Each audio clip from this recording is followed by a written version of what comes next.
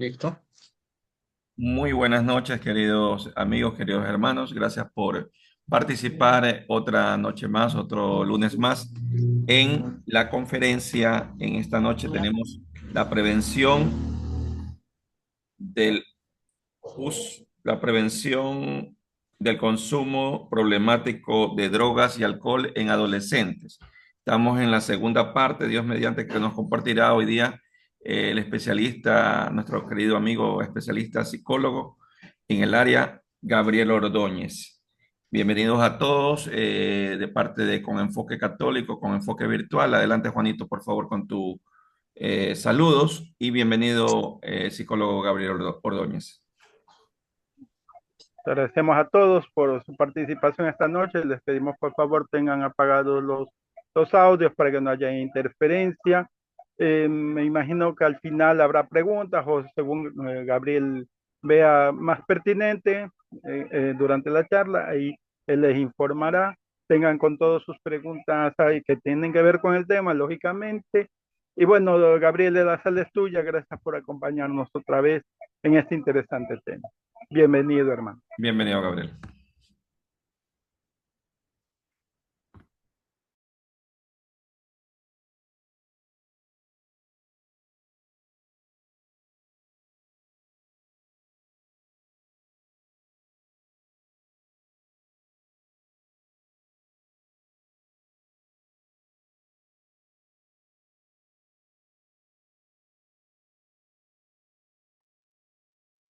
Bien, muy buenas noches, queridos hermanos. Vamos a comenzar con nuestra ponencia. El día de hoy les he querido compartir lo que es un poco los factores de riesgo, factores de protección y hablar sobre algunas modalidades de atención en el consumo problemático de alcohol y drogas, ¿no? Vamos a ponernos en presencia del Señor, en el nombre del Padre, del Hijo y del Espíritu Santo. Amén.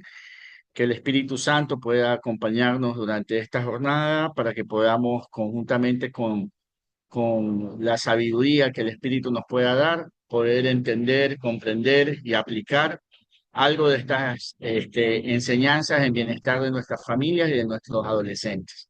En el nombre del Padre y del Hijo y del Espíritu Santo. Amén. Bueno, quiero comenzar, sí se está proyectando, ¿no?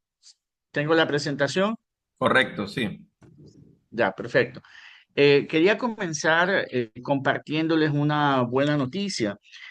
Como ustedes saben, o los que nos han acompañado ya en la conferencia anterior de hace un mes, eh, pues yo actualmente estoy dirigiendo un CETAT, que es un centro especializado de tratamiento de alcohol y drogas para adolescentes varones de la Arquidiócesis de Guayaquil.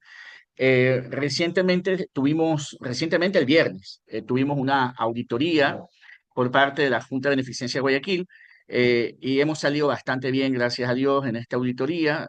Yo tengo prácticamente 5 o 6 meses llevando la dirección de este centro y se ha procurado hacer varios cambios desde las diferentes aristas del tratamiento.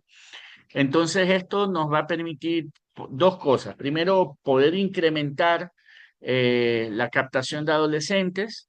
Nosotros ahorita estamos teniendo 33 adolescentes, 30 que están siendo subvencionados por la Junta de Beneficencia, 3 que los ha asumido la arquidiócesis, porque no había una aprobación de financiamiento para más adolescentes más allá de los 30.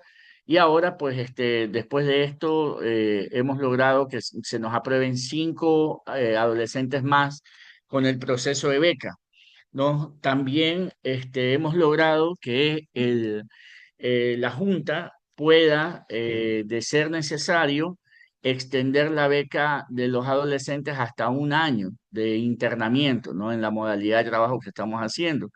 No quiere decir que necesariamente el adolescente va a estar un año ahí con nosotros, sino que depende de la evaluación del equipo multidisciplinario, ¿no? Entonces tenemos mínimo 6 meses de internamiento, máximo un año de internamiento, y todo este periodo es subvencionado por la Junta de Beneficencia en coparticipación con la Arquidiócesis de Guayaquil.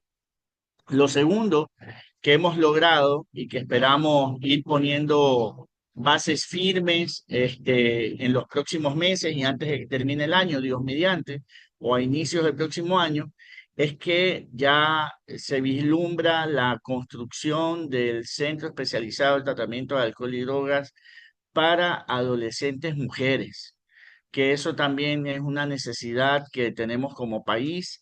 El Ministerio de Salud Pública solamente cuenta con un centro en Quito, en la ciudad de Quito, y es pensado para adultas. Entonces, no hay una experiencia mayoritaria en el tratamiento de adolescentes mujeres en el país.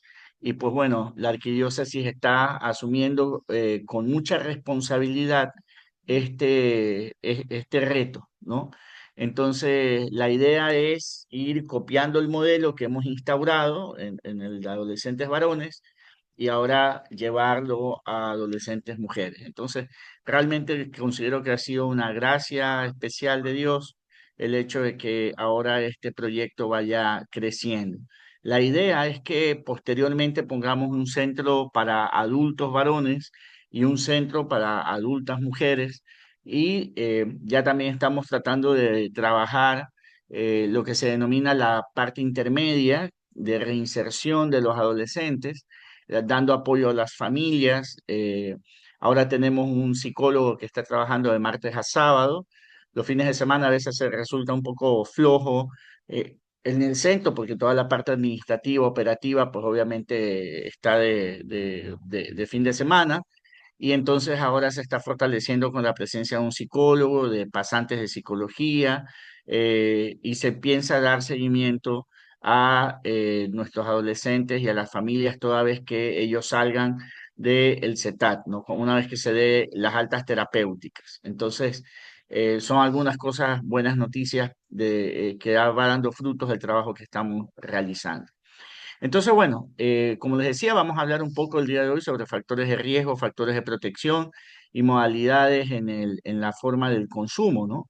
En primera instancia, nosotros tenemos que saber y definir que el consumo problemático de alcohol y drogas cada vez se está volviendo mucho más álgido, mucho más complejo por la diversidad de drogas que nosotros estamos recibiendo. Decíamos nosotros en la charla anterior, ya no estamos hablando única y exclusivamente de la marihuana de la década del 60, ¿no? Sino que ahora nosotros estamos teniendo mutaciones, mezclas, ¿no? Manipulación genética de la marihuana. Entonces ahora la marihuana ya, ahora se conocida como creepy, ¿no? Entonces, que es esta marihuana manipulada, genera más adicción, genera más cuadros psicóticos.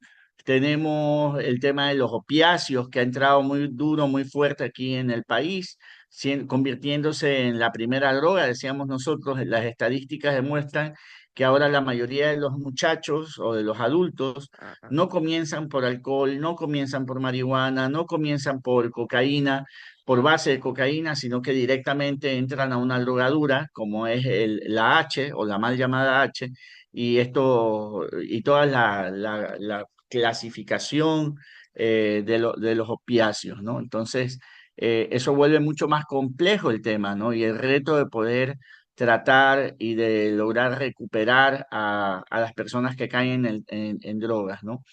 Un proceso, cuando nosotros hablamos de acompañamiento y de recuperación, nosotros sabemos porque la evidencia científica en esto nos dice que normalmente uno logra salvar o recuperar al 80% de las personas que entran en un proceso de adicción.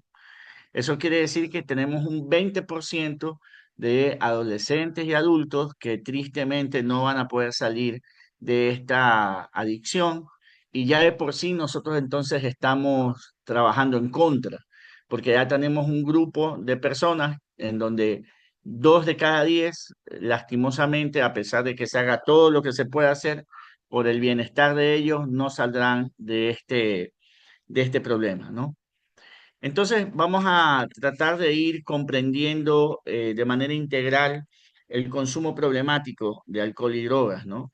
Cuando nosotros hablamos de la adicción como tal, nosotros tenemos que hablar y hacer referencia a la neurobiología de la adicción.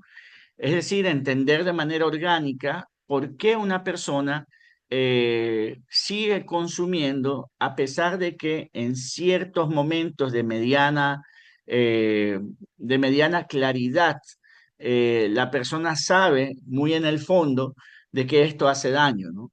De hecho, cuando usted conversa con una persona que está teniendo problemas de adicción y le dice, ¿usted le daría drogas a un ser querido? No, usted le daría drogas a sus padres, le daría drogas a sus hermanos, le daría drogas a sus amigos, le daría drogas a sus primos, ¿no? Y en esta conversación sincera, la gran mayoría de las personas con problemas de adicción dicen, no, yo no lo haría, ¿no? Porque saben, están conscientes de que esto repercute y genera daño. Pero entonces, si hay una ligera conciencia de que la droga hace daño, ¿qué es lo que hace? Pues que la persona con adicción siga consumiendo y cada vez más la droga o las drogas que está consumiendo. Pues hay algunos elementos que hay que comprender, ¿no? Primero, nosotros tenemos el llamado circuito de recompensa. Este circuito de recompensa quiere decir que son un sinnúmero de elementos o de estructuras cerebrales que se activan cuando experimentamos placer, cuando experimentamos motivación o hay un refuerzo que nos lleva a estas sensaciones de placer, ¿no? Este sistema nos impulsa a repetir conductas que generan placer, alivio, como es el tema del comer, ¿no? Y dentro de la comida, pues podemos mencionar adicciones bastante sutiles, como por ejemplo el tema de la adicción a los carbohidratos, la adicción al azúcar, que tanto daño también hace a la salud de las personas. Y estas adicciones a la alimentación cumplen con el mismo circuito de placer de cualquier otra adicción. Cuando nosotros hablamos de una estructura o la estructura del adicto, esta estructura del adicto se genera o se da por este mismo circuito de recompensa, este circuito de placer, esta descarga dopaminérgica, ¿no? que recibe el cerebro. Entonces, eso precisamente es una de las cosas, o ese circuito es el que hay que reeducar, hay que lograr romper con ese circuito de recompensa para que se pueda ayudar de manera eficaz y eficiente a las personas con adicción. Nosotros estábamos hablando de que hay algunas estructuras, no me voy a meter tanto en el tema de la neurobiología, pero saber que, por ejemplo, hay un sector del cerebro que es el que produce la dopamina, que se llama el área tegmental ventral o VTA. Entonces, cuando este sector del cerebro recibe algo que para él es placentero, inmediatamente va a generar la producción de dopamina, que es la hormona del buen estado de ánimo, ¿no? Entonces, luego, otras de los sectores del cerebro, de las estructuras cerebrales, que es precisamente el centro de captación de placer, a donde va a llegar toda esta dopamina, que se llama el núcleo accumbens o NAC con sus siglas, recibe toda esa descarga de dopamina que ha generado la otra estructura, que es el BTA, y eso va a generar como no es una carga cualquiera, no es una carga de satisfacción que me genera porque me comí un pan, porque me tomé un jugo, porque tuve una relación sexual íntima, ¿no? Sino que es una carga de dopamina sobrecargada. Entonces, cada experiencia que nosotros tenemos preconfigura nuestro mapa mental. Y entonces nosotros, el cerebro, siempre va a recurrir o va a volver a estas experiencias placenteras que nosotros tenemos, ¿no? Y entonces, como esta carga de dopamina genera en esta zona del placer euforia, motivación y digamos que un refuerzo positivo en el sentido del amplio placer, satisfacción y alivio que genera la droga, por eso es que la persona tiende a buscar nuevamente esta experiencia. Pero pasa también algo interesante con el tema de las drogas, que si bien es cierto, nosotros recibimos esta sobrecarga de placer, de dopamina, pero por otro lado, nosotros también disminuimos o eliminamos las funciones de la corteza prefrontal. Entonces, la corteza prefrontal es la corteza de la razón, es la que nos invita a nosotros a que podamos tomar decisiones maduras, racionales, es la que nos permite a nosotros tomar una decisión entre las cosas que me convienen, de las que no me convienen, de las que son necesarias y de las que son innecesarias.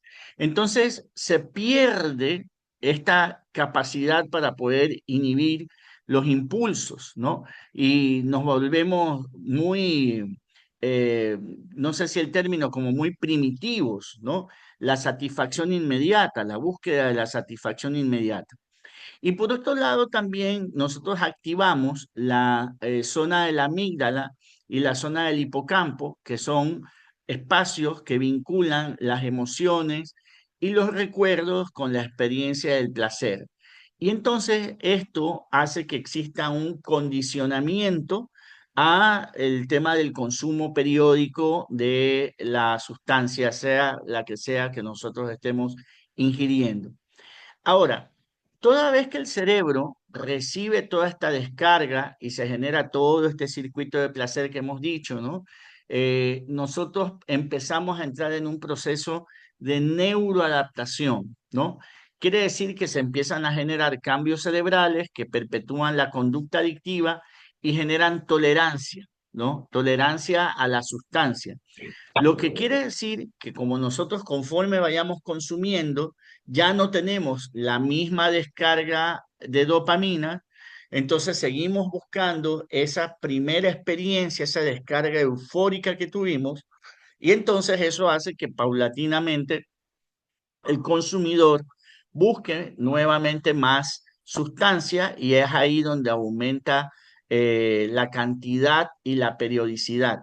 Antes lo hacía una vez a la semana, una vez al mes, lo hacía de manera social y después empezó ya con 3 veces a la semana, 5 veces a la semana, 3 veces al día y así sucesivamente, ¿no? Y por otro lado, pues no podemos desnegar que existe también una vulnerabilidad biológica, una predisposición genética y factores neurobiológicos individuales, ¿no? Tiene que ver mucho ahí lo que nosotros como padres o como quienes hemos procreado de alguna manera, lo que le estamos heredando genéticamente a nuestros hijos. Y está más que constatado que el consumidor de cualquier sustancia, de cualquier tipo de bebida alcohólica o de alguna droga, hace una alteración en su cadena de ADN y entonces hereda biológicamente una predisposición genética. Por eso es que aquellas personas que este, vienen de padres o de abuelos que tienen el alcohol, digamos, aprobado en el círculo familiar o drogas en el círculo familiar y se lo ve con una cierta normalidad. Deben de pensar 2 veces en el momento de si se le llevan una copa a los labios o si se fuman un cigarrillo o si fuman otra cosa, porque ya hay una predisposición que puede hacer que haya una carga de adicción más fuerte intergeneracional, ¿no? Existen algunos factores psicosociales y culturales que debemos entender o comprender y que son los que de alguna manera influyen profundamente en la normalización del consumo y en la construcción de significados asociados al placer, evasión o pertenencia. Quiero comenzar con el último, que habla sobre la construcción cultural de lo que significa para mí consumir la droga, ¿no? Yo actualmente estoy trabajando con eh, un hombre, ya un hombre de cerca de 25 años, que ha venido con un problema de incremento de consumo de sustancias. Comenzó fumando marihuana de manera esporádica y luego en el último año, por una situación X de ruptura amorosa, comenzó a consumir cocaína, ¿no? Ya lo había hecho antes, pero lo había hecho de forma muy social, ¿no? Alguna vez por ahí le ofrecieron, la consumió y le pareció una experiencia interesante, pero no cayó en esa frecuencia, recurrencia, ¿no? Ahora, esta persona que consume eh, tiene bueno, es ecuatoriano, pero vive en otro país. Ahora ha venido nuevamente a Ecuador para entrar en un proceso de recuperación, apoyo de la familia y demás. Pero, por ejemplo, en este país donde él vive, el consumo de la marihuana culturalmente es aceptado, ¿no? Y con cierta razón, entre comillas, y con ciertos datos estadísticos, pues ellos racionalizan, intelectualizan y dicen, no, bueno, la marihuana a la final es hasta menos dañina que el alcohol, genera menos accidentes, genera menos situaciones disruptivas a nivel social, ¿no? Porque te pone down, te pone relajadito, ¿no? Esa es la conceptualización. Y entonces él no ve mal el hecho de consumir marihuana de forma periódica y no lo asume eso como un vicio, ¿no? Porque está socialmente aceptado. Entonces, la construcción cultural, lo que significa para nosotros el adicto, conforme se va ablandando los valores socioculturales, da mayor nivel de permisividad a estas situaciones y después tendremos sociedades que, sin ánimo de comparar, podrían pasarnos factura como ya de alguna manera nos está pasando en nuestro medio, ¿no? Entonces, hay una influencia obviamente del entorno social inmediato y más aún ahora con el tema de los más medias y más aún con el tema de las familias que estamos construyendo. Esto hace e incide significativamente en nuestros adolescentes, ¿no? Siempre ha existido una presión de grupo y siempre existe una búsqueda de identidad en el adolescente, en el joven. De hecho, esta etapa es considerada la crisis de identidad, ¿no? O sea, hay búsqueda de identidad de todo tipo, ¿no? La identidad cultural, la identidad sexogenérica, la identidad de construcción del yo, etcétera, ¿no? Y el adolescente por lo general siempre tiende a decir que está en esa búsqueda y que él quiere ser único e irrepetible, como en el fondo sí lo es, pero termina repitiendo los patrones de los compañeros, ¿no? Por un deseo de aceptación, de ser parte del grupo, de la manada, ¿no? Y eso. Por otro lado, también nosotros tenemos las representaciones mediáticas del consumo que ahora están al alcance de todos, ¿no? Entonces, recordemos que no todo lo que está en redes sociales es bueno, existe mucha desinformación y existen también muchos estudios a favor del consumo de sustancias o de ciertas sustancias que se vuelven, que a veces incluso son pagados por las mismas empresas para obviamente ablandar las leyes y poder captar un mayor mercado en ese sentido, ¿no? Pasa con el vapeo, con el vape, pasa con el cigarrillo, pasa con la marihuana, pasa con un sinnúmero de sustancias, ¿no? Nosotros debemos analizar este problema y cualquier otro tipo de problema del ser humano de la manera más integral posible. Y siempre se habla del modelo de atención biopsicosocial en el caso de la persona con problemas de adicción, ¿no? Si nosotros cruzamos con aspectos biológicos y sociales, pues ahí está el contexto biológico-social. Si nosotros trabajamos la parte biológica y psicológica, hablamos de las neuroemocionalidad, y si hablamos de lo social y psicológico, pues es el contexto psicosocial. Estos tres elementos nosotros tenemos que trabajarlos para poder entender el proceso de adicción y para poder ayudar en la recuperación de la persona con procesos de adicción. Hay una evolución de patrones de consumo, ¿no? Por lo general, nosotros comenzamos con un uso experimental, son los primeros contactos con la sustancia, casi siempre por la curiosidad y la presión social. Hemos dicho más de una vez en estos espacios que el mejor departamento que tiene el infierno es el departamento de publicidad y marketing, ¿no? Porque todos estos pecados, todas estas situaciones, estas adicciones, comienzan presentándose con experiencias altamente favorables, gratificantes, ¿no? La dopamina, te genera placer. Entonces uno comienza con el tema de la curiosidad, parece bonito, se ve bien, ¿no? Y entonces comienzo de menos a más o ahora de más a menos con el tema de los opiáceos y luego paso del uso experimental a un uso recreativo, ¿no? Consumo ocasional en contextos sociales específicos. Ahí todavía no hablamos un poco de adicción como tal, simplemente es para pasarla bien. Muy probablemente en este espacio todavía no hay el adolescente o el joven o la persona que empieza a consumir, probablemente todavía no tiene un dealer, alguien que le venda, que le expenda, sino que más bien son los amigos, entre comillas, quienes le facilitan el tema de la droga. Obviamente después empezará a tener un uso regular, que es un patrón establecido con mayor frecuencia e intensidad, consumo todos los viernes, 2 veces por semana, etcétera, ¿no? Y luego habrá un nivel de dependencia propiamente dicha, en donde ya hay una pérdida de control, tolerancia y se presenta el famoso síndrome de abstinencia. Un poco conversando sobre este paciente que estoy atendiendo, eh, pues él me menciona, ¿no? Dice, bueno, yo comencé teniendo una cantidad para la semana. Compraba, cuando comenzó este debacle en el último año, ¿no? Yo comencé consumiendo 5 gramos semanales. Y yo tenía mis 5 gramos y los 5 gramos me los jalaba en la semana y estaba todo bien, yo controlaba el tema, ¿no?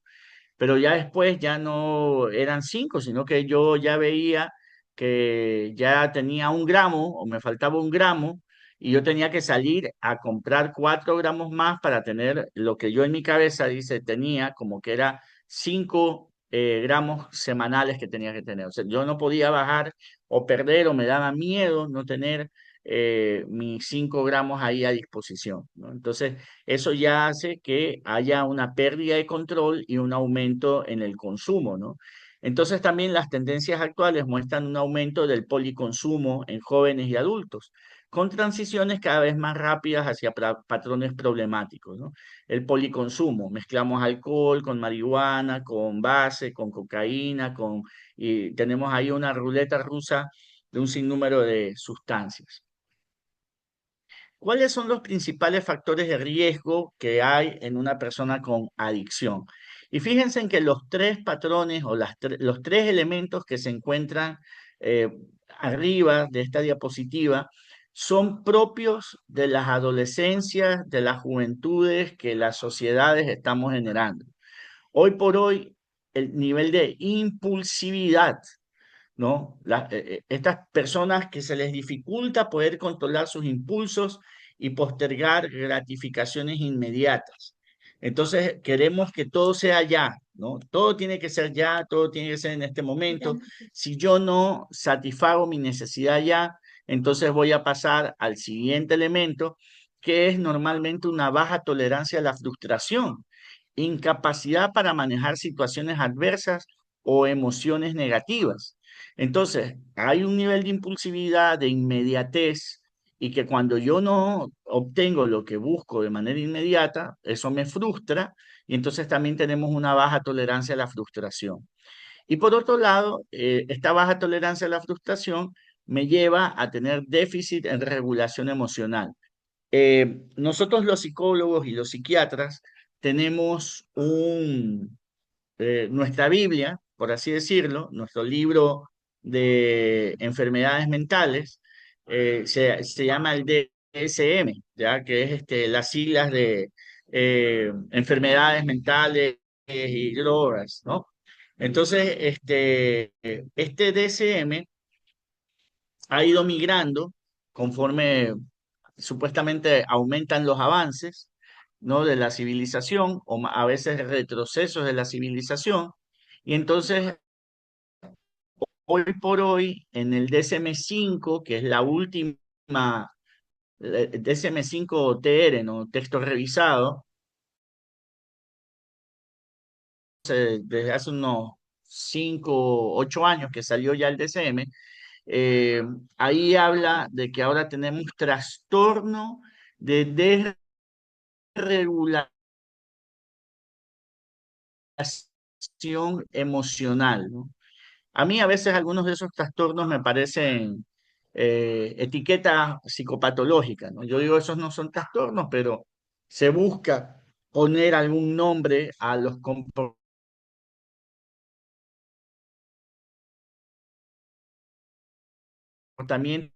Entonces, ¿qué es el trastorno de desregulación emocional? Pues lo que estamos poniendo ahí, un joven que no tiene capacidad de comprender y gestionar sus propias emociones. Y eso no difiere, no viene de una situación meramente biológica. Esta incapacidad de autorregularse emocionalmente, esta baja tolerancia a la frustración y estos niveles de impulsividad son creados por la tablet, por el celular, por la música, por los programas que estamos viendo, por la alimentación, por los niveles de inseguridad, por los encierros que hemos pasado, por no salir a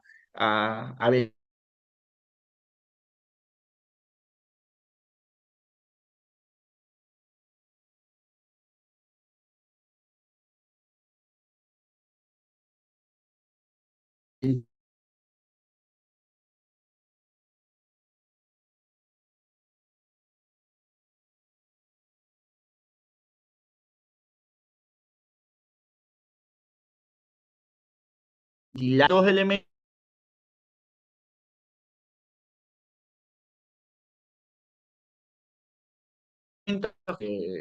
de, de lo social, son de origen orgánico, antecedentes de ansiedad, depresión u otros trastornos psicológicos que los haya tenido el usuario consumidor, ¿no? O que los haya tenido también las familias. Y si dentro de la familia ha habido estos antecedentes ansioso-depresivos o cualquier otro trastorno psicológico, la persona puede hacer de alguna manera ciertos patrones de comportamiento. No desarrolla la patología o la enfermedad mental necesariamente, pero aprende o se modela de acuerdo a lo que él ha estado observando en el comportamiento de papá, mamá u otro familiar, ¿no? Y obviamente también está la búsqueda de sensaciones, existe una necesidad de experiencias intensas, de estimulación constante, y todos estos elementos se convierten en factores de riesgo individual.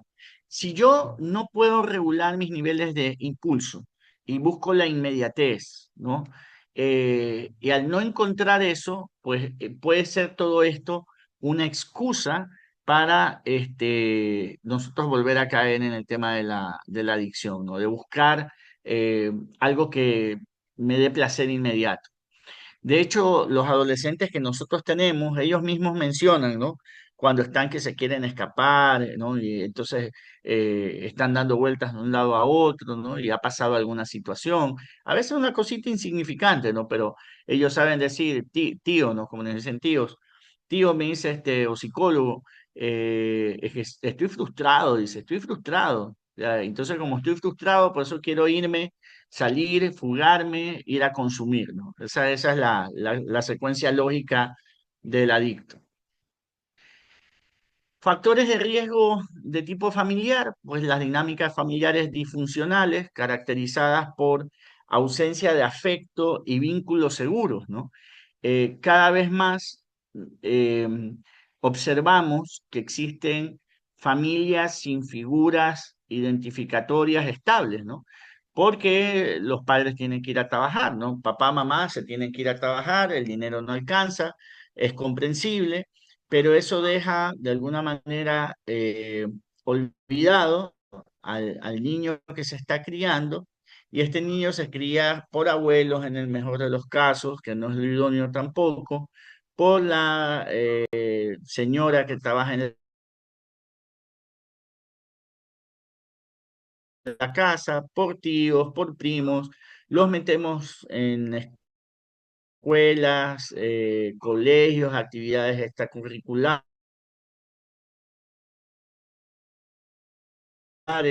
hasta que podamos pues salir, pasar por ellos y demás, ¿no? Entonces esta ausencia de figuras estables generan pues también una ausencia de afecto y generan vínculos poco seguros para nuestros adolescentes. A veces también nosotros encontramos negligencia parental, falta de supervisión. ¿Y qué pasa cuando dentro de la familia los mismos padres también sufren algún nivel de consumo, ¿no?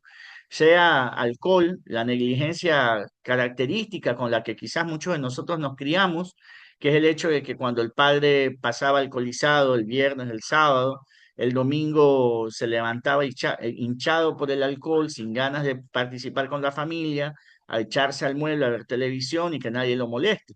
Eso es un nivel de negligencia parental, ¿no? Y obviamente también va a haber una falta de supervisión en momentos claves.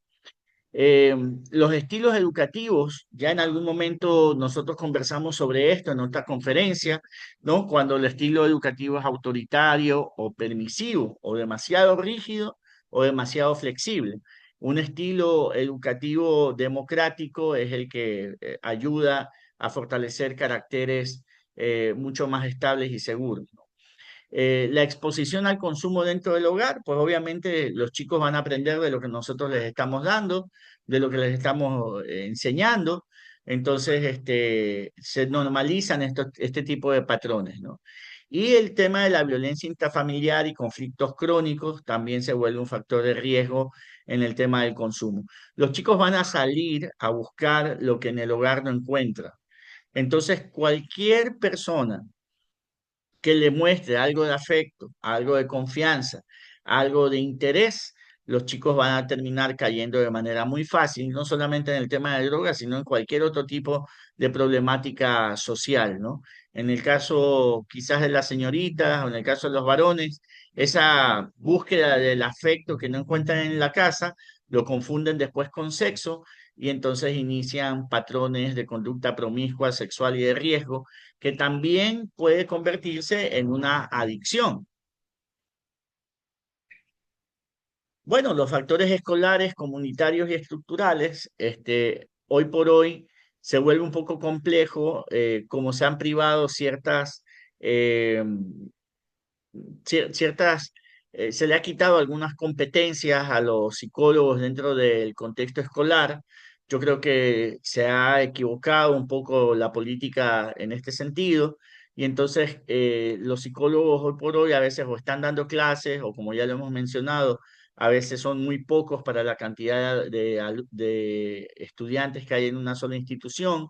Un psicólogo con 500 estudiantes o más es improbable que pueda hacer un adecuado acompañamiento y pues ahora solamente se les permite hacer counseling, se han limitado muchos programas de elaboración de programas de desarrollo de habilidades para la vida y entonces estos contextos escolares también pueden generar perjuicio a corto, mediano y largo plazo.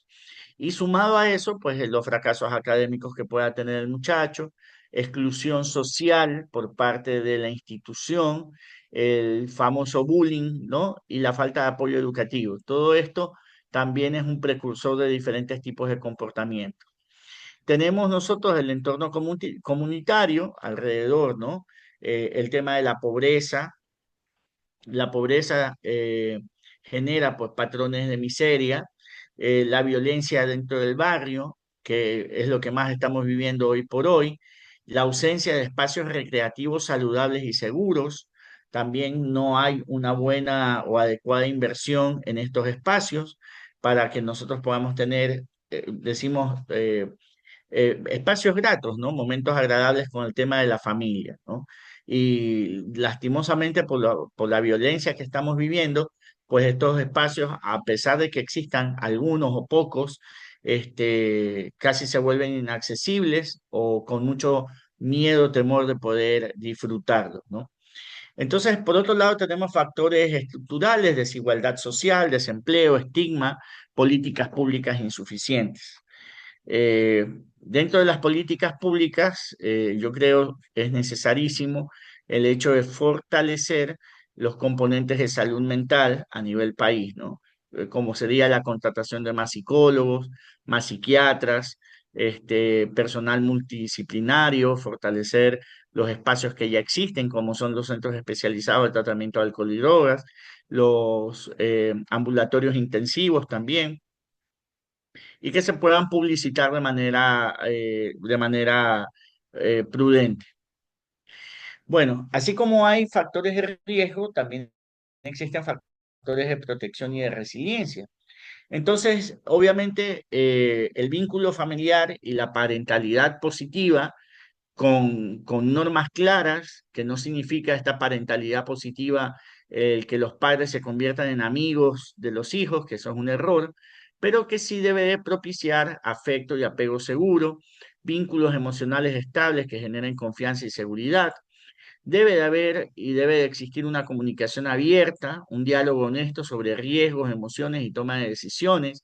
Y eso se logra desde pequeñitos. Eso no se lo logra, a veces es un error pensar que cuando el chico llega a la adolescencia se va a generar una comunicación abierta, cuando esa comunicación debe de haber existido desde el día en que fue concebido, ¿no? Hablar en la pancita, hablar desde los primeros años, que tenga esta seguridad de poder expresarse, de poder ser escuchado, ¿no? Y obviamente también dentro de esta parentalidad positiva, la supervisión parental, ¿no? De equipos, los celulares, tablets, ya hemos dicho, mientras más tarde, muchísimo mejor, ¿no? Muchos de los países del primer mundo están volviendo ¿cómo es? A los libros, ¿no? Al recreo sin celular. He visto ahora en las redes sociales, hay muchas propuestas, ¿no? El chico puede llevar su celular a la unidad educativa, pero hay unas bolsitas donde ellos tienen que dejarlos guardados, hasta casi que con candado, y no lo pueden volver a retirar, sino hasta que terminan la jornada educativa. ¿Ya? Y eso, de alguna manera, nos han devuelto la alegría, ¿no? En el patio, ¿no? Cosa que antes no se daba, pero los muchachos se sientan y todos están ahí sentados fregando, pero con sus equipos electrónicos, ¿no?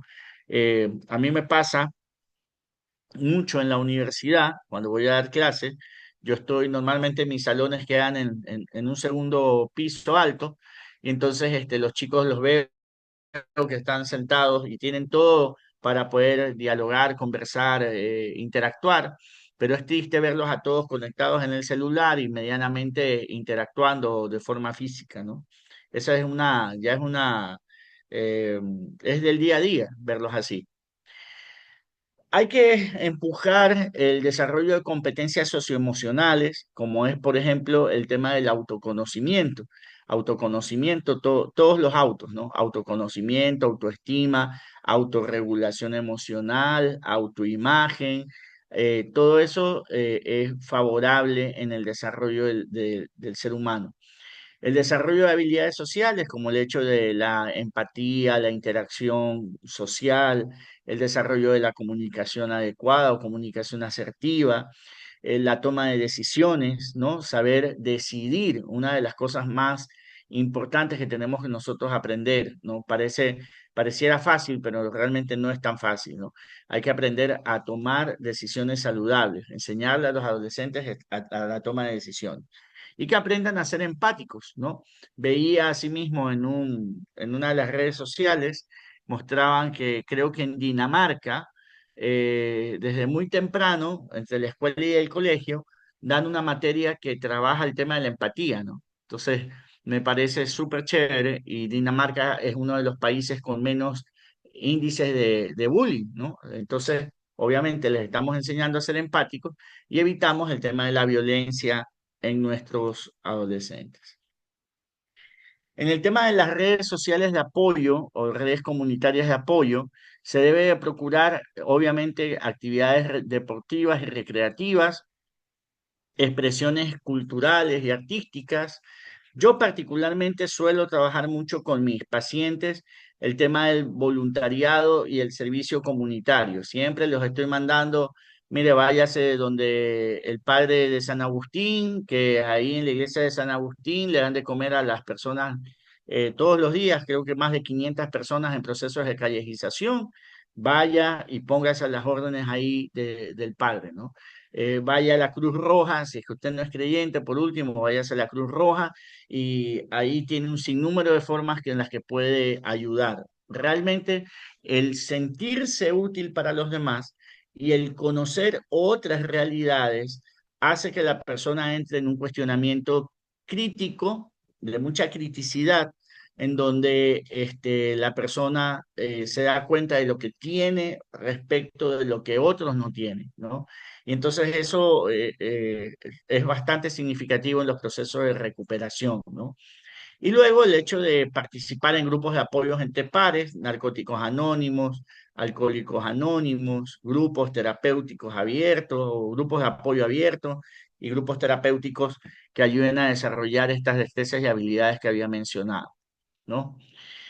Luego, nosotros debemos procurar trabajar los niveles de prevención de acuerdo a lo que la evidencia científica nos dice que resulta, ¿no?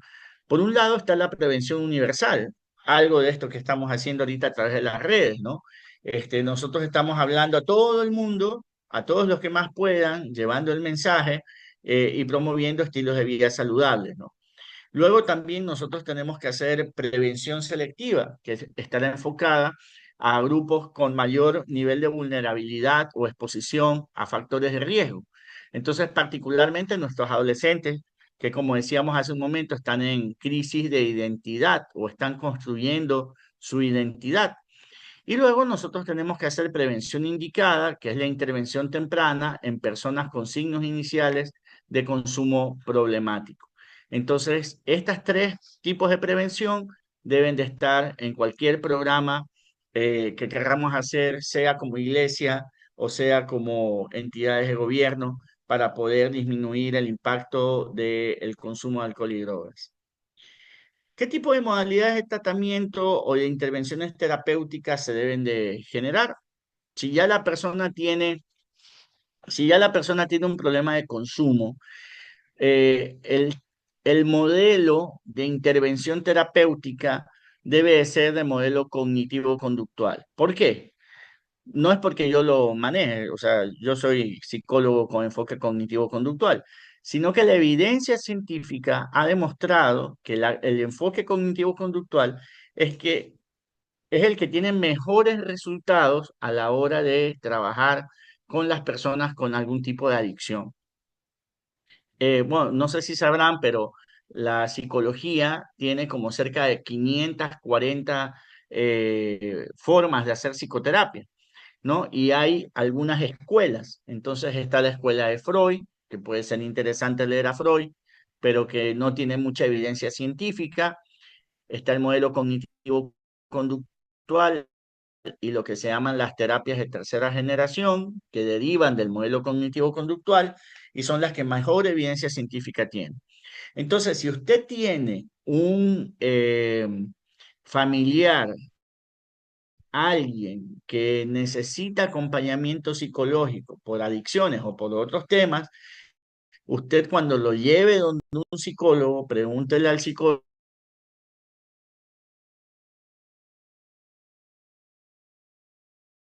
cuál es el marco teórico con el cual trabaja.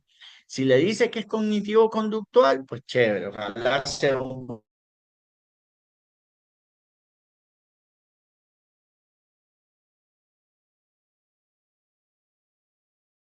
pues, de marcos teóricos no dan tan buenos resultados.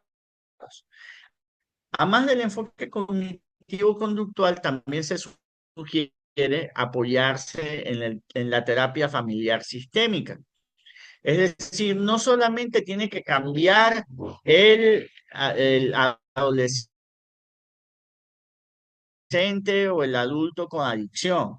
Detrás de un adulto con adicción hay una familia codependiente. Entonces, la familia también debe entrar en un proceso de terapia.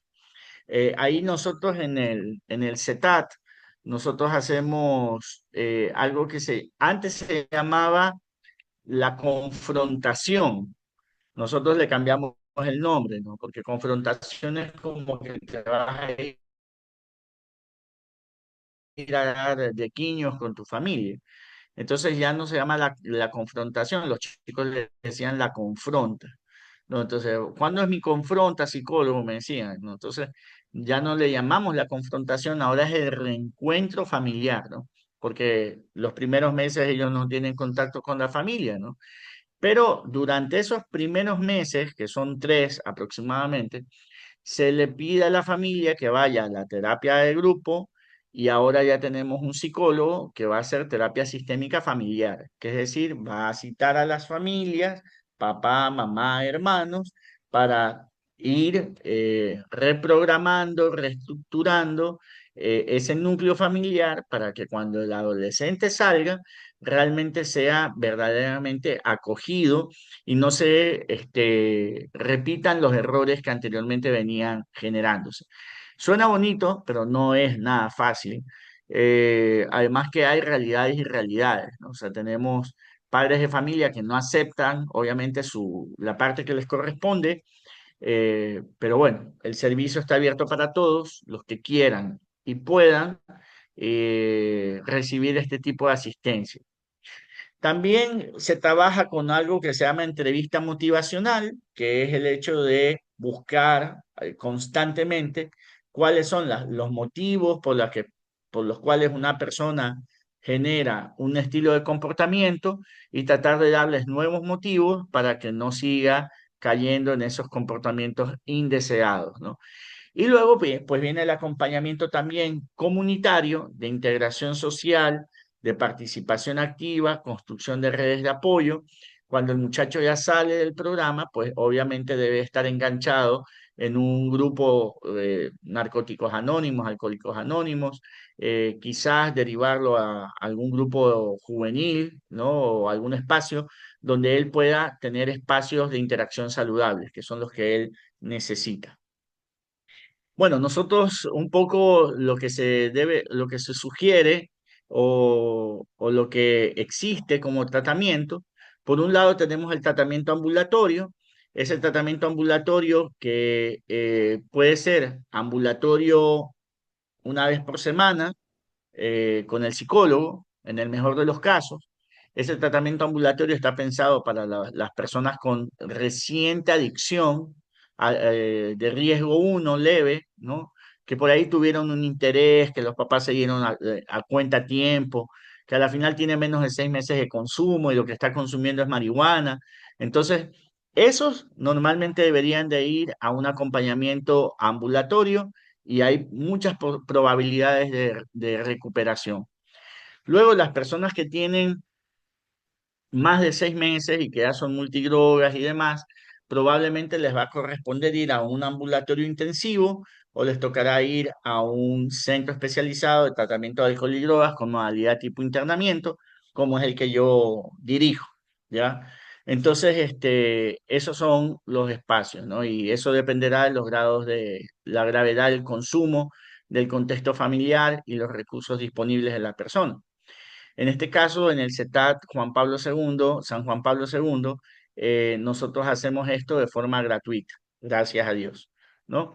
Eh, También se debe trabajar con la intervención familiar, que era lo que les explicaba hace un rato, que es la coterapia familiar, el acompañamiento de la familia a nivel psicosocial y el seguimiento post-alta, ¿no? O sea, toda vez que ya salen del centro, de los 6 meses, un año de tratamiento, hay que seguirlos acompañando, dice la literatura, hasta por 24 meses, o sea, 2 años, para garantizar y disminuir la probabilidad de recaídas.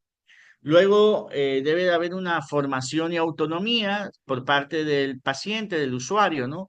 Entonces, muy importante para su reinserción laboral el hecho de que tenga capacitación laboral, que pueda garantizarse continuidad educativa. Hoy por hoy, eso también es importante y en el CETAD hemos logrado conseguir 20 cupos en un colegio de la Beneficencia de Señoras, en donde esos 20 cupos van a permitir que los chicos que están más grandecitos y que no han estudiado puedan ponerse al día y hagan el 3x1, ¿no? Entonces, eso también es súper importante. Y obviamente el desarrollo de habilidades sociales para la vida. Y todo confluye en que estos jóvenes deben de tener proyectos de vida, construcción de metas significativas como prevención de las recaídas. Conclusiones y recomendaciones, pues esto es una responsabilidad compartida, no solamente es culpa del gobierno, no solamente es culpa de Correa, no solamente es culpa del actual presidente, es culpa de todos, ¿no? Entonces nosotros tenemos que poner como nuestro granito de arena en nuestros propios núcleos familiares, ¿no? Algunas acciones prioritarias que debemos de considerar, programas de prevención basados en evidencia científica, eso siempre es importante, no solamente hacer lo que a mí me parece, sino lo que realmente funciona. Y lo que mejor funciona es la metodología de los 12 pasos más la psicología con un enfoque cognitivo-conductual. Si ambas se dan la mano, elevan el porcentaje significativo de recuperación. Formación interdisciplinaria de profesionales, o más bien el equipo multidisciplinario trabajando. Debe de haber terapista ocupacional, psicólogo clínico, trabajo social, fisioterapia, en fin, todos apoyando para la recuperación y reinserción de nuestros adolescentes. No está de más también fortalecer la política pública en los temas de salud mental y debe de haber una participación activa de la familia y la comunidad. No es que yo voy a dejar a mi hijo ahí y ellos ahí me lo van a recuperar. Eso es como cuando nosotros vamos a la escuela, ¿no? A la escuela, al colegio y les dejamos ahí a los muchachos y ya como que toda la responsabilidad educativa, formativa, es de la institución y no es así. Siempre va a haber una corresponsabilidad en estos procesos. Y bueno, eso sería lo que les he querido compartir el día de hoy. Entonces, estoy abierto a las preguntas.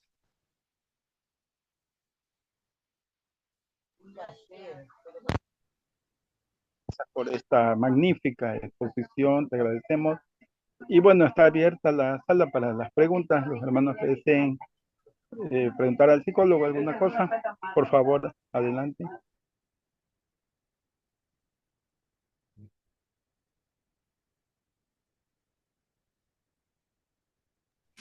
Muchas gracias, Gabriel, por la cátedra que nos ha dado hoy. Bueno, creo que es muy importante también, de pronto tengo una inquietud.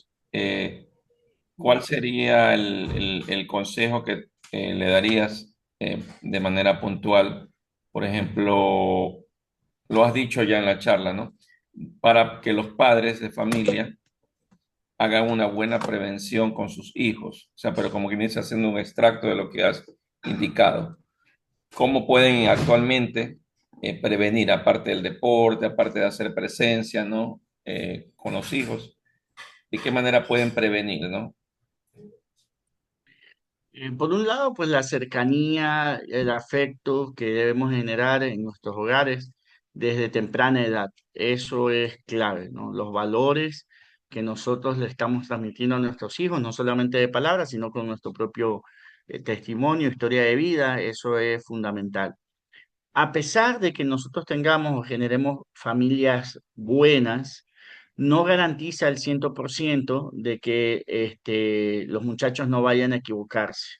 Entonces, ahí cuando los chicos se equivocan, en este caso en el tema de las adicciones, pues ser lo suficientemente firmes y cariñosos, ¿no? Para poderles acompañar en su proceso de reinserción, ¿ya? No negar el problema y acudir a los profesionales a tiempo.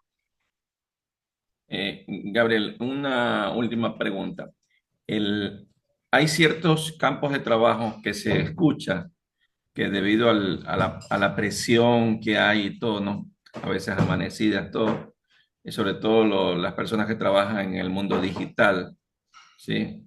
Trabajan en la parte de diseño gráfico, producción digital, eh, inclusive de la parte de la televisión, etcétera, donde tienen horarios a veces totalmente desconectados o a presión. ¿Qué puede aconsejarse a estas personas que caen en estados de ansiedad para que eviten consumir ciertas drogas y por ende después estar en este ciclo este círculo vicioso, ¿no? Bueno, te cuento que en el tema, paradojalmente, en el campo de la salud hay muchas personas, médicos, psicólogos, enfermeros, enfermeras que han caído en el tema del consumo de drogas, ¿no? Precisamente por las características que tienen en su trabajo. Mira, aquí no hay fórmulas mágicas, pero existen técnicas de autocuidado emocional que nos hacen bien a todos, y ya las he mencionado en otras oportunidades, ¿no? O sea, el hecho de nutrir tu cerebro, leer, tener lectura edificante que te genere criterio, mantener un hobby, ¿no? Hacer algo. El hobby siempre se recomienda que sea algo que te aleje completamente o te distraiga, o que te saque del campo laboral, o del día a día, ¿no? Entonces, por ejemplo, siempre cuento esto, eh, yo tengo hace como unos 2 meses más o menos, 2 o 3 meses atrás, comencé con el tema de la cocina, ¿no? Estoy incursionando los domingos cocino yo, ¿ya? Y entonces ahora como hay la facilidad del TikTok, del YouTube, ¿no? Entonces pongo un plato que se me antoje hacer, ¿ya? Y yo nunca he cocinado, o sea, ya voy para los 50 años, Tiene que estoy invitarnos. caminando mis 50 años, y entonces yo nunca he cocinado, pero ahora esta novedad a mí se me ha hecho terapéutica para mí, ¿ya? Me saca totalmente del día a día, de la atención de mis pacientes, de las clases, etcétera. Puedo ofrecerle a mi familia lo que he preparado, ¿no? Y hasta ahorita, bueno, no, primero no se han intoxicado, que eso ya es bastante bueno, y segundo que me dicen, por lo menos así me dicen, que me sale bien, que tengo buena mano para la cocina, ¿no? Entonces, cosas así, ¿no? Hacer algo que te saque un poco de la carga, del estrés, que sea diferente, ¿no? El hecho de hacer deporte siempre es importante en todo sentido, 30 minutos, 1 hora de ejercicios, dependiendo de la edad, eh, hacer natación, trote, calistenia, etcétera. Cualquier tipo de ejercicio siempre va a ser bastante favorable, ¿no?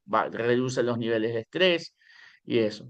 Hay que cuidarse mucho con el sueño, con las horas de sueño, y más aún las personas que, como usted decía, pueden estar, por sus características de trabajo, tener di- eh, turnos de guardia, rotativos. Esto afecta muchísimo al circuito circadiano, afecta obviamente a la salud, porque el cuerpo no está preparado, no debería de privarse de sueño. Nosotros tenemos que dormir nuestra mínimo 7 horas, máximo 9 horas de forma reglamentaria, ¿no? Y la buena alimentación, ¿no? Todo esto son cosas que están al alcance de todos, es cuestión de generar hábitos saludables. Y esto sirve no solamente por el tema de la adicción o de las adicciones probables que tengamos, sino que sirve para mantenernos equilibrados en salud, ¿ya? Tenemos que buscar una homeostasis entre lo biológico, lo psicológico y lo social. Y obviamente para nosotros como creyentes, el hecho de recurrir periódicamente a los sacramentos, a la misa, también se convierte en un mecanismo de autocuidado espiritual y emocional. Gracias, mi querido Gabriel. Parece que tenemos la pregunta de la señorita Rita. Adelante. Bendecida noche, muchas gracias y muchas gracias al doctor que ha compartido sus conocimientos con nosotros. Mi pregunta va enfocada a los adolescentes. Si bien es cierto, no es, los vicios son muchos, ¿no? Aparte del alcoholismo, la droga, está la pornografía, está este tema del vicio a los celulares, a la tecnología. Eh, Ustedes también dan consultas externas, no solamente por el tema del alcohol y drogas, sino por los otros vicios que los adolescentes actualmente están enfrentando. Es mi pregunta. Y además, Claro. si es que es posible, guiarme si a un adolescente se le puede quitar de un momento a otro el celular y la computadora. He escuchado psicólogos que dicen que sí, he escuchado psicólogos que dicen que hay que cortarles paulatinamente. No sé si, sé que de pronto me estoy saliendo un poco del enfoque del tema de hoy, pero si de pronto me podría guiar por eso, por ese tema, muchísimas gracias. Bueno, respecto a su primera pregunta, el centro donde yo trabajo es un centro que se dedica exclusivamente al tema de drogas, ¿no? De adicción a alcohol y drogas, y es de adolescentes, ¿ya?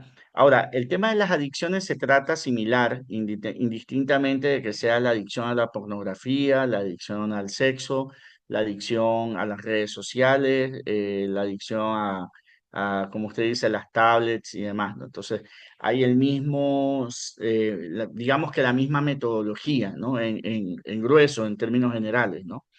Eh, Ahora, todos creería yo, bueno, no todos, pero la gran mayoría de los que somos psicólogos tenemos nuestra práctica privada, ¿no? Entonces, obviamente, yo atiendo de forma particular diferentes tipos de casos. En este caso, pues, no sé si ya lo he dicho en algún momento, pero yo soy psicólogo clínico, tengo especialidad en el tema de adicciones, tengo especialidad en protección integral, que quiere decir más que todo casos de violencia, violencia de todo tipo, entre ellas la violencia sexual, y también tengo una especialización en pacientes con intencionalidad suicida, ¿no? Entonces, ese es como mi campo de acción. Entonces yo hago todo lo que es trauma complejo, en fin, ¿no? Entonces, pero eso obviamente, como vuelvo y repito, se trabaja desde la privada, ¿no? Y de la misma manera muchos otros psicólogos lo realizan también. Lo otro que me decía, ya, que si se debe o no se debe de quitar. Bueno, mire, realmente no existe una fórmula mágica, ¿no? O sea, más bien hay que analizar el caso, hay que ver un poco la edad, ¿no? Hay que ver el nivel de madurez que tenga la persona, hay que ver el ambiente familiar, ¿no? Y haciendo todo este análisis, uno puede determinar y decir, bueno, vamos hay capacidad o hay recursos para hacerlo de la noche a la mañana, o a la final vamos a ir saltando y vamos a ir mediando hasta que se pueda lograr una conducta deseada, ¿no? Tampoco podemos quitarle por completo, porque incluso pues ahora son, eh, ¿cómo se llama? Son herramientas que bien utilizadas, pues le sirven a los chicos para sus procesos de formación. Ujú. Preguntando su Muchas contacto, gracias. su contacto. Mm. Él me puede repetir su número telefónico. Sí, con todo gusto. Se pueden contactar conmigo al 096-3970-847. 096-3970-847. Ese es mi número de contacto. A ese número me pueden ubicar, sea por el tema de un adolescente con consumo problemático, algún familiar, hijo, primo, sobrino, vecino, que pueda requerir de nuestro servicio. Adolescentes varones de los 12 años hasta los 17 años, 6 meses. Y pues bueno, si también desean mi atención privada, pues estoy a las órdenes. Señor Javier Iturralde, adelante. Tiene una pregunta.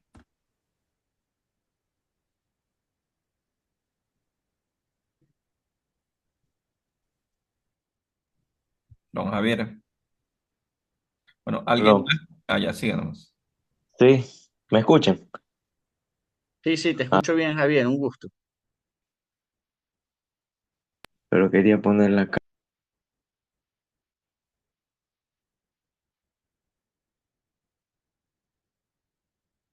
Sí, sí se te estaba escuchando, Javier.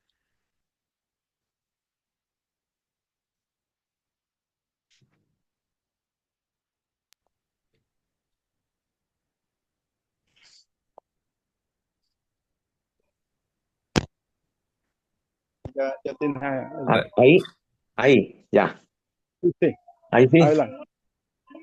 ya, disculpa. Lo que hablaste es en la última, en la penúltima respuesta que diste, el tema de los sacramentos y la espiritualidad. Esa es mi pregunta. O sea, todo lo que expones parece que es una estructura, todo, digamos, se enfoca a la estructura humana y mental del individuo, ¿verdad? Que implica un conocimiento profundo del ser humano y tratar de encontrar las soluciones adecuadas a su problema, ¿no? Entonces, pero, sin embargo, ¿tú crees que ahí se soluciona todo en la parte humana, psicológica y mental?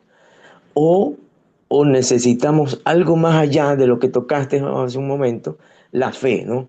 La fe, la espiritualidad, la realidad sobrenatural del ser humano, que también es un sustento fundamental y una realidad también, ¿no?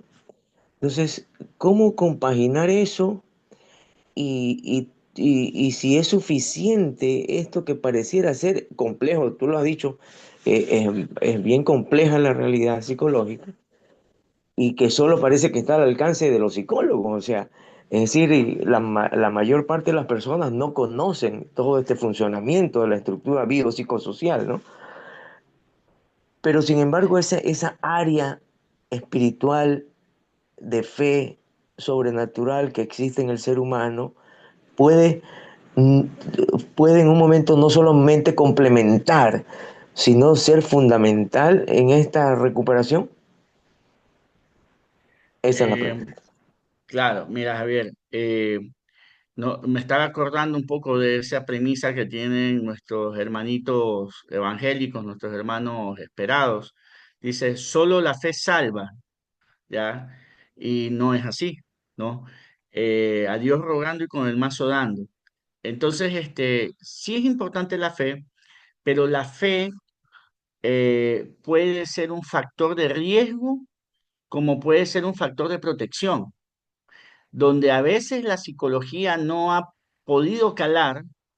Para muchos, la salvación de la adicción, y al ladito la salvación del alma, ya se ha logrado a través de un encuentro de fe. Pero hay que tener mucho cuidado porque a veces también nosotros encontramos una fe fanática, indistintamente de que sea católica, apostólica y romana, cristiano evangélica, o de cualquier otra denominación, ¿ya? Y todo en exceso es malo. Entonces, si existe un tema fanático detrás, se puede convertir fácilmente en una situación de riesgo, ¿no? Yo me acuerdo de los muchos casos que he atendido a lo largo de mi ejercicio profesional. Me llegó un chico, estoy hablando de hace más de unos 15 años atrás, ¿no? Que incluso salió hasta en el Extra, que es nuestro periódico tan pintoresco, ¿no? Entonces a este muchacho le habían estado sacando los demonios, unos pastores evangélicos, lo tuvieron 8 días encerrado, amarrado, el muchacho latigueado, le terminaron quemando la casita de hogar de Cristo porque era un muchacho pobre, donde vivía con la esposa, ¿ya? Y supuestamente endemoniado, pues, ¿no? Y entonces cuando ya llegó acá a la consulta, no había nada de demonio, lo que había era una esquizofrenia paranoide. ¿Ya? Y entonces, esos patrones, ¿no? Son contraproducentes. Yo conozco, hay muchos, eh, no sé si hay aquí algún hermano evangélico que nos esté escuchando, que después se vaya a replicar. No quisiera ser muy ¿cómo sería la palabra? Y no sé si insidioso sobre este tema, ¿no? Pero muchos de los que están a veces predicando afuera y con la palabra y todo esto, y precisamente muchos de los que a veces han salido de procesos de adicción porque hubo una imposición de manos, porque hubo alguna situación media sobrenatural y demás, más bien a veces son cuadros delirantes, ¿no? Entonces hay que tener mucho cuidado. No niego, y como hombre de fe que soy, no niego la gracia que puede dar Dios en algún momento, ¿ya? Pero yo sí creo que debe estar bien equilibrado el tema fe, ¿no? Y tiene que estar acompañado de el equipo multidisciplinario, ¿no? O sea, yo creería que el equipo multidisciplinario se enriquece de contar quizás con un sacerdote. De hecho, por ejemplo, nosotros en el CETAT, obviamente, como es de la arquidiócesis, nosotros tenemos un pastoralista y tenemos un sacerdote asignado. Entonces, ahí el pastoralista todos los días está dando catequesis. Gracias a Dios hemos logrado bautizar a 8 chicos en este periodo. Tenemos uno que hizo la primera comunión, otro que ha hecho la confirmación. Por ahí una mamita que era cristiana evangélica medio se puso brava porque el hijo se bautizó. Nosotros nos forzamos, obviamente, pero sí trabajamos con el joven decidió bautizarse y se terminó bautizando en la Iglesia Católica, ¿no? Entonces, yo creo que el tema de la fe tiene que ser un tema muy equilibrado. Y como decía San Juan Pablo II en la Fides et Ratio, ¿no? En la encíclica Fe y Razón, ambas se complementan. No puede estar la una alejada de la otra, ¿no? Y hay un enriquecimiento de las partes. Eh, este, Voy a leer unos comentarios. Ayala dice, se les debe mantener ocupados. Noira, Perdón un ratito, que está pasando un avión. No ok, escucho. ok, Yo vivo cerca del aeropuerto y eso siempre molesta un poco. está bien, está bien. Listo. Ya, Ayala dice, se les debe mantener ocupados. Noria Abad dice, la familia no colabora en la recuperación, lo que implica que el joven o el niño recae. De allí, Tiberio Salas dice, neurotransmisión transcraneal o neuroestimulación. Ya, la neuroestimulación transcraneal es eh, ayuda.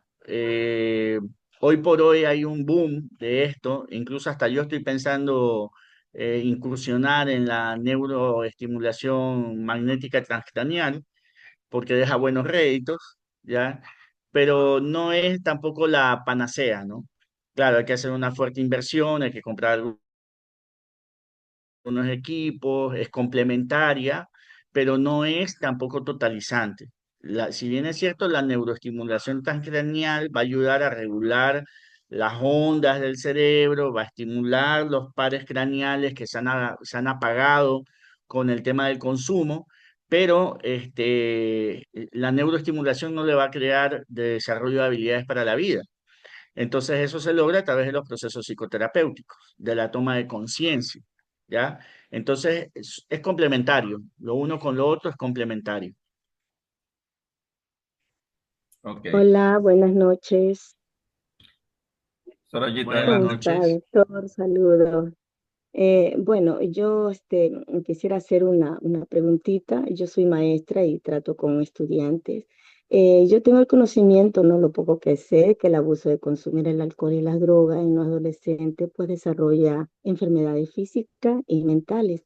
Entendemos lo físico puede ser los problemas cardíacos, pulmonares, cirrosis, cáncer, entre otros, ¿no? Y el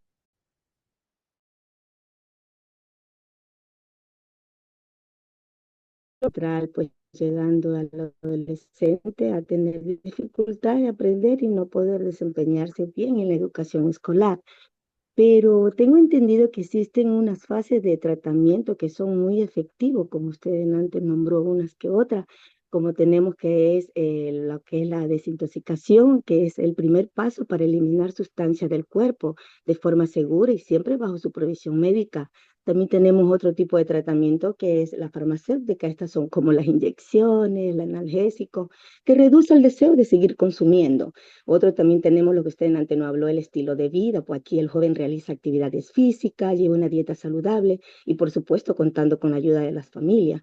Y por último, lo que es buscar la terapia o ayuda psicológica. Pero mi pregunta es, Si el adolescente sigue estos procesos de tratamiento y llegase a culminar con éxito y pasa el tiempo, ¿habría la probabilidad de que este joven sufra otra vez una recaída, pueda volver a consumir después de haber luchado, intentar dejar las drogas? ¿Puede recaer este joven otra vez? Esa es mi inquietud. Gracias, doctor. Ah, En la vida no existe riesgo cero. Usted puede hacer todo lo mejor, todo lo humanamente posible, darle todas las herramientas, tener la mejor familia, etcétera, y la persona resulta que se equivoca, toma otras decisiones, etcétera. O sea, no hay nunca una fórmula mágica. Lo que sí le puedo decir es que siguiendo todo esto que usted bien ha mencionado, se reduce significativamente la posibilidad de recaída, ¿no? Ahora, nosotros a lo largo de la vida, nosotros vamos teniendo diferentes crisis vitales. Hay que ver qué le llevó al adolescente a consumir en ese momento, cuál era la crisis particular que estaba viviendo. Pero póngase que después de 20, 30, 40 años parado, ¿qué ha pasado? Ya nosotros conocemos la historia de personas que después de 30, 40 años volvieron a consumir, ya y a veces es porque, no sé, se divorciaron, se le murió el papá, un hijo, alguna situación fuerte, y ese fue el disparador, porque obviamente no quiero enfrentar, no quiero, ¿cómo es? Quiero evitar el dolor, ¿no? Y quiero volver a olvidarme, a sentir placer, etcétera, ¿no? Ahora, dependerá mucho de la fortaleza, bueno, ahora se le llama mucho resiliencia, ¿no? O fortalecer los recursos de personalidad, que son varios, ¿no? Carácter, temperamento, motivación, ideales, conceptos, creencias irracionales o racionales, autoconcepto, autoestima. Todo esto, mientras más esté fortalecido, disminuye significativamente las probabilidades de que una persona vuelva a recaer. Ahora, tampoco hay que satanizar el tema de la recaída, ¿no? Yo tengo muchos pacientes, expacientes, que me llamó, me escribió, me llamó el otro día, no, me llamó el otro día un paciente que yo lo atendí hace como 15 años, consumidor de base de cocaína, eh, un hombre dedicado al arte, ¿no? Y entonces él me llama y me dice, Gabriel, estoy mal, tuve problemas con mi mujer, no me está yendo bien en el arte, no hay plata en la casa, y yo ya me desesperé y entonces me metí a mi taller y me puse a consumir, todo el día estuve consumiendo ayer, ¿no? Entonces, primero, claro, tenía un sentimiento de culpa y bueno, yo calmarlo y decirle, mira, ok, te caíste, pero no quiere decir que tengas que volver al mismo hábito que has dejado por 15 años, ¿ya? Entonces, reconcíliate con tu esposa, habla con tu esposa, comunícate con tu esposa, analiza cuáles son los problemas económicos que estás teniendo, veamos alguna fórmula para poder salir de aquello, ¿ya? Pero el hecho de que hayas consumido nuevamente no quiere decir que nuevamente seas adicto, ¿ya? Porque a veces hay un estigma respecto de eso, ¿no? Entonces, claro, estamos hablando de una persona que ha estado parado 15 años y decimos normalmente resbalón no es caída, no lo minimizo, ¿ya? Pero tampoco tampoco le voy a caer y a señalar, es que ya te caíste y entonces ahora de nuevo eres adicto y te tienes que ir a encerrar de nuevo 6 meses, un año más, etc. No, eso es contraproducente. ¿Ya? Entonces, bueno, en la vida no hay riesgo cero. Siempre puede pasar alguna situación en particular, ¿no? Yo, bueno, como les decía, yo he tenido pacientes, yo trabajo con pacientes con ideación suicida también, ¿no? Y a veces yo los he dejado paraditos el día viernes en la consulta, estamos bien en el proceso y me llaman el domingo que se suicidó, ¿no? Y claro, para mí es un golpe, ¿no? Pero yo digo, chuta, si yo lo dejé paradito el viernes, estoy haciendo todo lo que la ciencia y la experiencia me permite, ¿ya? Pero yo no estoy en la cabeza de esa persona, ¿ya? No puedo ver más allá de lo que la persona me verbaliza, ¿no? O lo que yo observo. Y con eso saco conjeturas, hipótesis, las valido, doy herramientas, ¿ya? Pero hasta ahí puedo llegar. Ya las decisiones serán de cada quien. y cada quien tiene que asumir las consecuencias de esas decisiones. Muchas gracias, Muchas Gabriel. gracias, doctor. Muchas gracias, Gracias. Sorayita. Bueno, continuando con lo que han puesto aquí, dice Lidia Ayala nuevamente, dice una familia disfuncional, y dice que no se vio el video, dice. Una familia disfuncional es aquella en la que uno o más miembros de la familia no toma el rol que Dios le asignó, lo cual crea una situación en que otros miembros de la familia se ven obligados a participar en el rol de padre o de madre para compensar lo que hace falta. Claro, bueno, a ver, a nivel psicológico, nosotros no hablamos de padre real o madre real, sino que hablamos del padre y de la madre simbólica, de quien asume las veces de, ¿no? Entonces, cuando nosotros hablamos de qué significa la madre significa cariño, comprensión y ternura, pues, ¿no? Es el amor, ¿no? Y cuando nosotros hablamos de qué significa o el significante en nombre del padre, nosotros estamos hablando de la autoridad, ¿no? En una estructura psicológica saludable, estable, debe de estar instaurado en el disco duro esos dos elementos. La autoridad, que es la que me dice a mí, es la conciencia moral, ¿no? El discurso del padre se convierte en la conciencia moral, y entonces esa conciencia moral es la que me dice, oye, lo que estás haciendo está mal, ¿ya? Y eso de alguna manera me puede frenar. Y por otro lado, el amor que me han dado desde la casa también pues se convierte en un factor de protección para mí. Si yo no tengo un asidero, si yo no sé si la gente me quiere o tengo un lugar a donde regresar o donde llegar, pues probablemente me voy a seguir perdiendo, ¿ya? Entonces, eso es lo que debe estar instaurado psicológicamente. No, no es el padre real, no es la madre real o biológica, que probablemente puede ser que estén ausentes, que sean negligentes, que fallen un montón, pero algo o alguien debe de asumir ese rol dentro de la familia para que se disminuya el impacto y el daño que le puede hacer a un niño o a un adolescente en construcción. Ahora, si usted ya es adulto y lastimosamente le tocó vivir una vida compleja, llena de ausencias, usted ya tiene que sanar esas ausencias y no puede ser el justificativo para que usted se convierta en un mal hombre o en una mala mujer o en repetir los errores que cometieron sus papás. A usted le toca trabajar para convertirse en el padre o modelo de padre que no tuvo o modelo de madre que no tuvo. Eso es lo que nos toca hacer ya como adultos. Muy bien. Gracias, doctor. Johanna Díaz dice, hola, buenas noches. Yo tengo a mi hijo con ellos. Excelente lugar. Bárbara Palacios dice, gracias, excelente charla, Dios lo bendiga.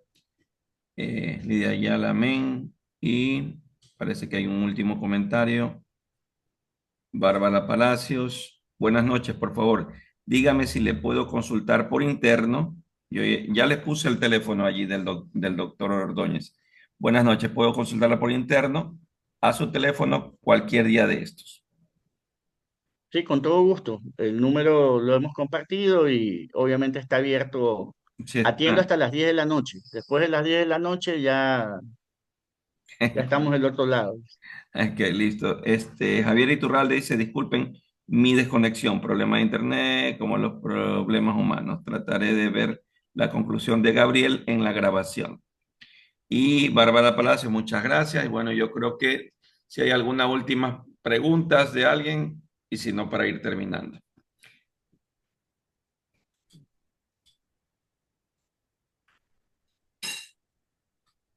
Bueno, parece que no.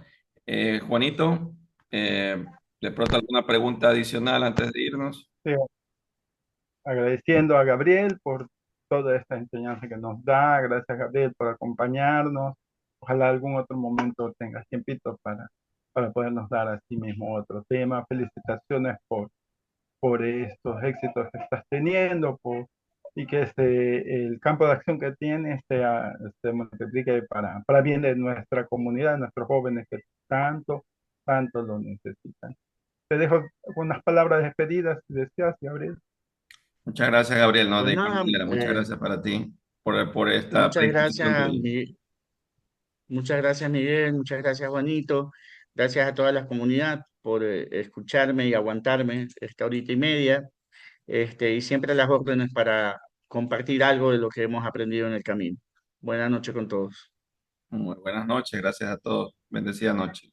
Seguimos con una oración a la Virgen. Dios te salve María, llena eres de gracia, el Señor es Gracias, el contigo. Señor es contigo. Bendita eres Bendita entre eres entre todas las mujeres y bendito es el fruto de tu vientre, Jesús.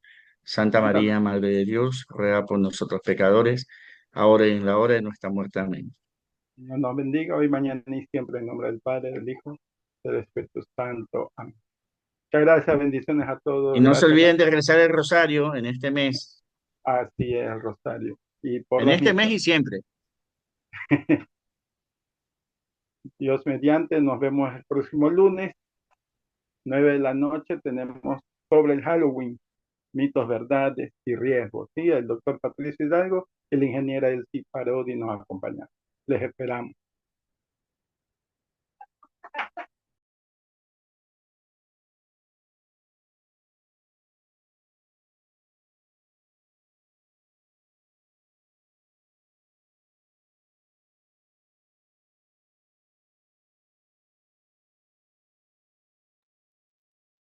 Gracias, buenas noches.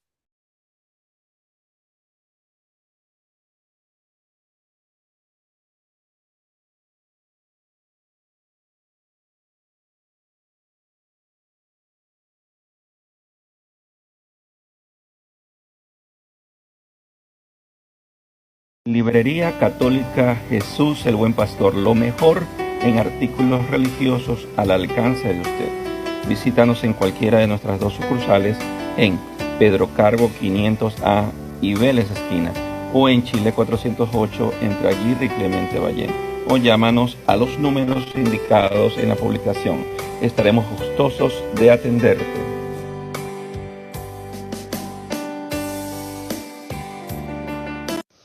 Psicóloga Mónica Martínez, especialista en atención clínica para niños, adolescentes y adultos. Te ofrece terapia psicológica para ansiedad, depresión, estrés crónico y trastornos de la conducta. Separa tu sesión al 0982-835-559. Te esperamos.